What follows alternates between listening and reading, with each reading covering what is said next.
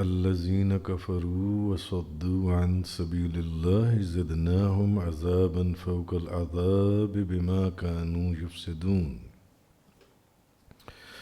تو آج سورۃ النحل کی آیت نمبر 88 سے بیان ہے، جن لوگوں نے کفر کیا اور لوگوں کو اللہ کے راستے سے روکا، الذین کفروا وصدوا عن سبیل اللہ، جن لوگوں نے کفر کیا اور لوگوں کو اللہ کے راستے سے روکا، عن سبیل اللہ زدناہم عذابا فوق العذاب بما كانوا یفسدون، ہم ان کے عذاب پر مزید عذاب بڑھا دیں گے کیونکہ وہ فساد کرتے تھے۔ تو اب ان لوگوں کا ذکر ہے، ایک تو جو خود بھی گناہ کرتے ہیں اور دوسروں کو بھی گناہ کی دعوت دیتے ہیں، جو خود بھی گناہ کا کام کرتے ہیں اور اپنے ملنے والوں دوستوں کو بھی اس گناہ کا راستہ دکھاتے ہیں۔ تو جن لوگوں نے خود بھی کفر کیا اور لوگوں کو بھی اللہ کے راستے سے روکا، یہ وہ لوگ ہیں جن کے عذاب دگنے کر دیے جائیں گے، بڑھا دیے جائیں گے۔ کیونکہ یہ وہ لوگ ہیں جو اصل فسادی لوگ ہیں، جو خود بھی گناہ کرتے ہیں اور اپنے دوستوں کو بھی، ملنے والوں کو بھی، راستے میں آنے جانے والوں کو بھی اس گناہ کا راستہ دکھاتے ہیں۔ تو ایک حدیث جب آپ سمجھ لیں گے تو آپ کو اس آیت کا کانٹیکسٹ اور پرسپیکٹو سمجھ میں آ جائے گا۔ مسلم شریف کی حدیث ہے، حضرت جریر بن عبداللہ رضی اللہ تعالی عنہ بیان کرتے ہیں کہ نبی پاک صلی اللہ علیہ وسلم نے فرمایا، جس شخص نے اسلام میں نیک طریقہ ایجاد کیا، ایک بندے نے ایک نیک طریقہ، ایک نیکی کا کام ایجاد کیا، تو اس کو اپنی نیکی کا بھی اجر ملے گا، اور بعد میں آنے والے جو لوگ یعنی کہ وہ والی نیکی کریں گے ان کی نیکیوں کا بھی اجر ملے گا اس شخص کو جو ان سے۔ مثلا جس شخص نے سب سے پہلے حضور کا میلاد کروایا، جس شخص نے، علماء نے لکھا، مفسرین نے لکھا اپنی اپنی کتابوں میں، جس نے سب سے پہلے حضور کا میلاد کروایا، تو حضور کا جس نے میلاد کروایا اس کو تو اس کا ثواب ملے گا۔ اب بعد میں آنے والے جتنے لوگ میلاد کروائیں گے، اس نے ایک اچھی نیکی ایجاد کی، اس کو وہ جو بعد میں آنے والے وہ نیک کام کریں گے ان کی نیکیوں کا ثواب بھی اس کو ملے گا۔ لیکن ایسا نہیں ہے کہ بعد والوں کی نیکیوں میں کوئی کمی بیشی ہو جائے ان کے اجر و ثواب میں۔ اور جس شخص نے اسلام میں کسی گناہ کا طریقہ ایجاد کیا، جس شخص نے گناہ کا طریقہ ایجاد کیا، تو اس کو اپنے گناہ کا بھی عذاب ملے گا، اور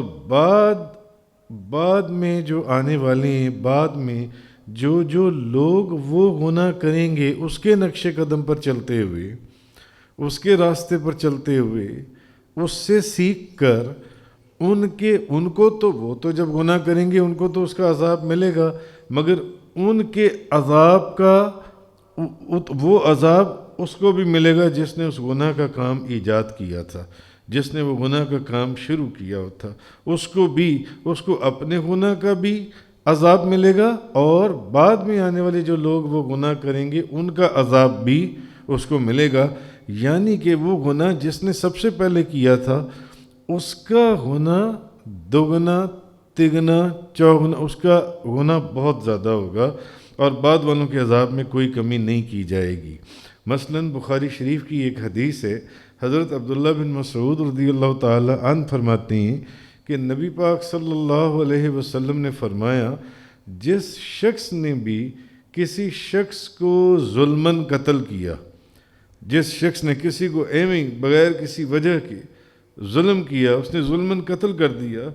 تو اس کے قتل کے عذاب میں سے ایک حصہ پہلے ابن آدم کو بھی ملے گا، آدم علیہ السلام کے بیٹے کو، جس نے سب سے پہلے ظلماً قتل کیا۔ تو اب جو بھی دنیا میں آنے والے لوگوں میں قیامت تک مفہوم اس کا یہ ہے کہ جو لوگ بھی کوئی بھی ظلمن قتل کرے گا تو اس کے قتل کا عذاب یا اس کا جو بھی وہ سزا ہے وہ اس کو بھی ملے گی جس نے سب سے پہلے قتل کیا تھا، کیونکہ اس نے قتل کا طریقہ ایجاد کیا تھا۔ تو جو بندہ کسی نیک کام کو ایجاد کرے، کوئی نئی نیکی کا کام شروع کرے، اس کو تو اس نیکی کا ثواب ملے گا۔ اب اس کو دیکھ کر اور جتنے لوگ وہ نیکی کریں گے ان کی نیکیوں کا ثواب بھی اس کو ملے گا، مگر ایسا نہیں ہے کہ ان کو اس کا ثواب، ان کو تو ملے گا جو بھی نیک کام کرے گا، مگر اس کا ثواب دگنا ہو جائے گا، بہت زیادہ ہو جائے گا۔ کیونکہ اس نے اس نیکی کو ایجاد کیا اور شروع کیا۔ اسی طرح جو بندہ گناہ کا کام ایجاد کرے اور گناہ کا کام اس نے شروع کیا، اب وہ گناہ اس کے بعد جو لوگ گناہ کریں گے اس سے وہ گناہ سیکھ کر یا اس کے طریقے پر ان کے گناہ بھی ان کو تو گناہ کا عذاب ملے گا، مگر اتنا ہی عذاب اس کو بھی ملے گا، یعنی جس نے ایجاد کیا تھا وہ گناہ کا کام، اس کو اس کا عذاب کئی گنا اس کا زیادہ بڑھ جائے گا۔ تو اصل میں یہاں ان کافروں کا ذکر ہے جو خود بھی کافر تھے اور دوسرے لوگوں کو بھی اللہ کے راستے سے روکتے تھے، ان کو گمراہ کرتے تھے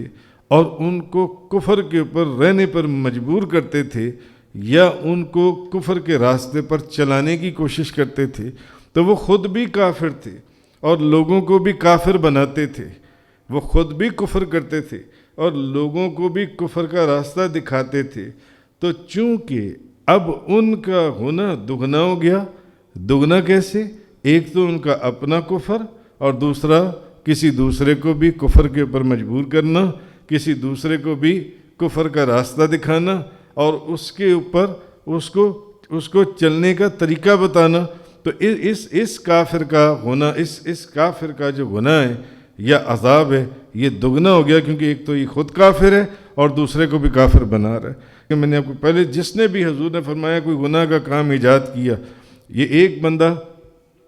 خود تو زنا کرتا ہے یا شراب پیتا ہے، ساتھ اپنے دوستوں کو بھی اس کام پر لگا دیتا ہے کہ تم بھی شراب پیو، تم بھی چوری کرو،